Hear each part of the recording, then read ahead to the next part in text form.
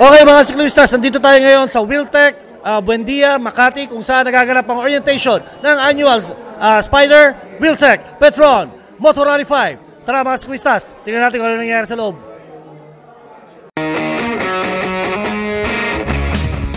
I pray, Lord, that you may be glorified in everything that we do, in how we ride, how we behave on the road, how we follow the laws, and how we conduct ourselves properly sa Endurance Challenge. We pray, Lord, that this will glorify you in every way.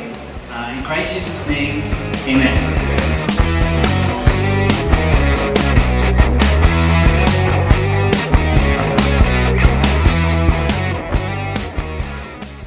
The challenge is not for the weak. So yung mga mahihina ang loob, pwede na po tayo makaalis. Pero kung well-wishers po kayo, okay, wish well nyo na po yung mga kasali nating friends. Kakaiba itong event na to, no? Again, isang history na naman to in the making.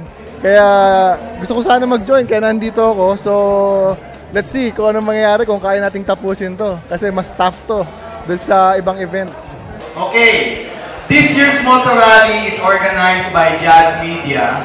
We are the men and women behind Motorcycle News Talk Show and Motorcycle News Magazine. So please bear with us. This is our very first event of this magnitude. Thank you, Sir Francis, for this Motor Rally. Ano ba yung mga preparations na ginawa mo?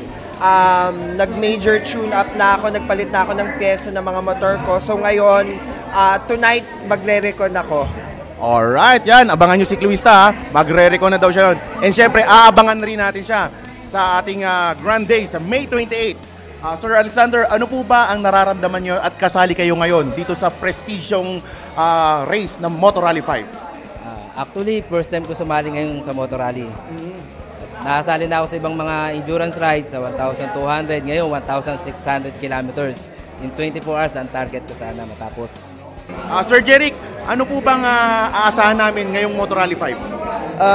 Yung Motor Rally 5 is more on straights based dun sa ruta ng Motor Rally 5 unlike yung Motor Rally last year. So medyo madali siya compared last year. So sir, ang tanong ko naman, ready na ba kayo? So far sir, ready na po.